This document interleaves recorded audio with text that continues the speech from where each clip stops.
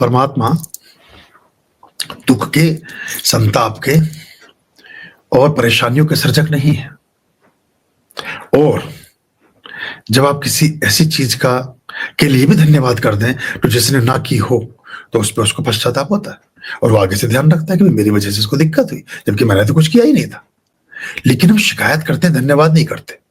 एक और मैकेनिज्म आपको देता हूं, जब ज्यादा दिक्कत हो तो जाके थैंक्स बोलना, बोले बहुत बढ़िया रहा, जेब फट गई, आज पैसे सारे बाजार में पड़े रह गए, बड़े आनंद की बात है। अच्छा हुआ कम से कम कुर्ता तो बच गया, कुर्ता भी करके गिर पड़ता तो वहां से कैसे आते बनियान में।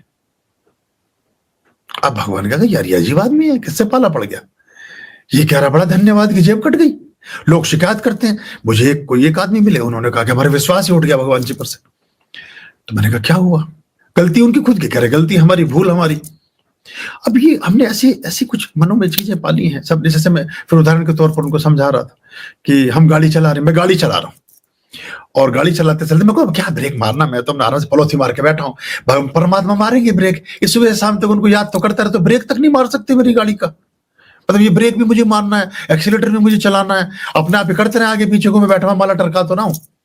ये ऐसे इन छोटे छोटे कामों में परमात्मा की ड्यूटी लगाओगे क्या।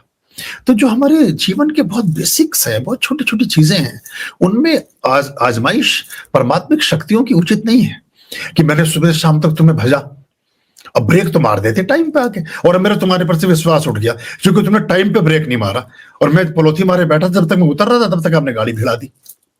ये कोई इस तरह की प्ली हम ईश्वर के साथ जोड़ते हैं जिनका कोई मतलब और संबंध नहीं है। तो उन्होंने कहा हमारा एकदम विश्वास उठ गया। विश्वास आपने अपनी गलतियों के जो जखीरे थे, उन गलतियों के जखीरे पर जो राख बखेर रहे थे आप, जो ऊपर से आप उसकी नक्काशी कर रहे थे, उसके लिए परमात्मा को ढक के रखा था क्या। आपको तो 50 बार उस बात का बोध हुआ कि नहीं ये चीज गलत है, उसी समय समझ जाना चाहिए था। बिल्कुल आकर के शुक्र शनिचर आपकी गाड़ी को हाथ दिखा के तो रोकेंगे नहीं, आपको बोध देंगे, ध्यान देंगे, कोई गुरु देंगे, कोई देशना देंगे, कोई अंक, कोई सूचना, कोई व्हाट्सएप मैसेज, कहीं की कोई गीता का श्लोक, कुछ आपके जीवन में आके रोशनी बिखेरेगा। वही परमात्मा है। बस उसका सूत्र संग पकड़ करके अपने जीवन को अच्छा कर लीजिए। लेकिन अगर फिर भी आप बिल्कुल ये सोचें कि नहीं वो ऐसे ही है, तो मुश्किल हो जाती है बात। और बहुत सारे कुछ ऐसा भी होता है कभी कभी कि हम बहुत सतही कामों में ईश्वर को जोड़ लेते हैं अपने साथ। ईश्वर तो आपको, अगर वो देखिए जरा भी आपसे रुष्ट हैं तो आप एक पल भी सांस नहीं ले सकते। तो जब तक आप जिंदा घूम फिर रहे हो, खाना खा रहे हो, डकार ले रहे हो, नींद ले रहे हो, सब काम कर रहे हो, तब तक परमात्मा पूर्ण रूपेण आपके साथ है, चिंता ना करो आप बिल्कुल। अब ये तो सब पुरुषार्थ है, ये तो परमात्माओं को उसने सब करना पड़ा है, उन्होंने भी सब किया है। जब उनको समय हुआ तो उन्होंने भी सारा काम किया। अब देखिए हनुमान जी मिले, हनुमान जी भगवान शिव के वो हैं, और बहुत सारे लोग मिले। भगवान श्री राम ने कोई उपाय नहीं पूछा उनसे कि उपाय बताइए, परमात्मा की पूजा प्रार्थना की, रामेश्वरम की स्थापना की, महाज्योतिर्लिंगम की स्थापना की, और चढ़ाई के लिए चल पड़े। पुरुषार्थ भी और परमात्मा की, दोनों चीजों को साथ लिया। अब हम क्या करते हैं कि हम सिर्फ सोचते हैं कि बस 2 फूल चढ़ा दें, अब चढ़ाई हम उसमें कौन चढ़ेगा, वहां कैसे जाएगा कोई। तो ये एक वैसे, अब देख हनुमान जी तोड़ कर गए, अंगद कैसे गए। अंगद भी तो संधि प्रस्ताव लेकर के जाके पैर जमा दिया था रावण के दरबार में।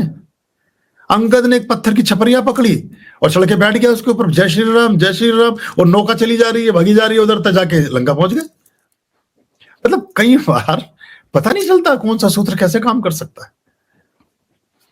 भगवान श्री राम को पुल बनाना पड़ा जाने के लिए, और उनके शिष्यों को, उनके भक्तों को पत्थर पर नाम लिखने से जाने का रास्ता मिल गया।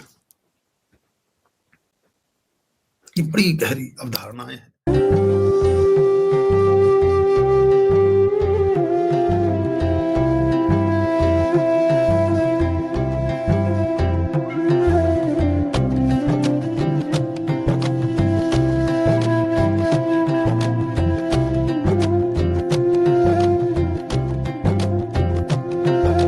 विनती करूं